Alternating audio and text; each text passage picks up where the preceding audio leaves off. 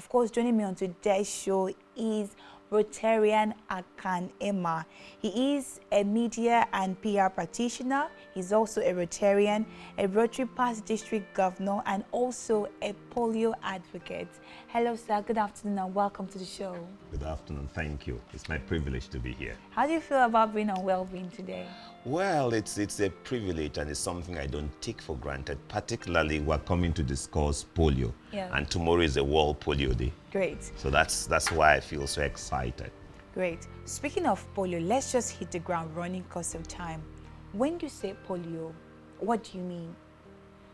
Polio is a very deadly and dreaded disease that was formed or that affects the limbs and brings and makes children to become paralyzed. And polio is very common then, in this part of the world. And that's why there was a time you could see many people that were very paralyzed. They were paralyzed in nature. But over the years, there has been this advocacy, there has been this mobilization that people should embrace immunization, people should embrace, vaccination. That's why today we can proudly say that polio has been eradicated in Nigeria, it has been eradicated in Africa, It has been eradicated in many nations of the world. There are only two nations of the world that is still being infected or affected by polio.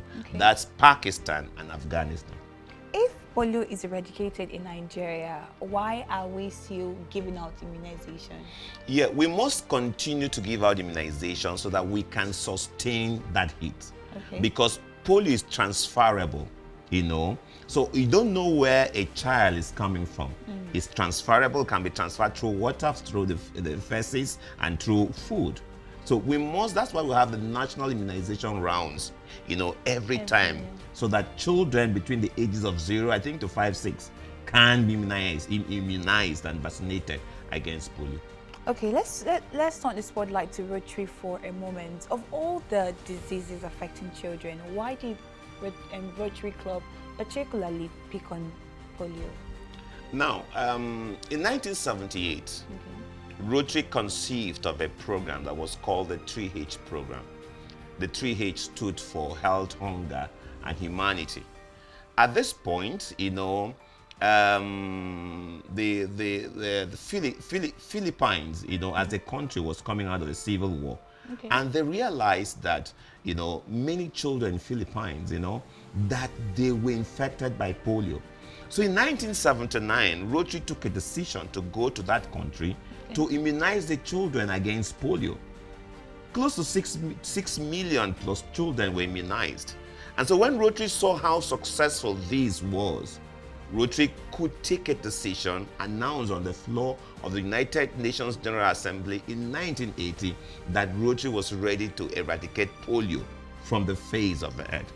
At that point, world leaders thought it was not possible. The World Health Organization thought it was not possible. UNICEF, everybody. But Rotary said it was. And negotiations started, meetings started.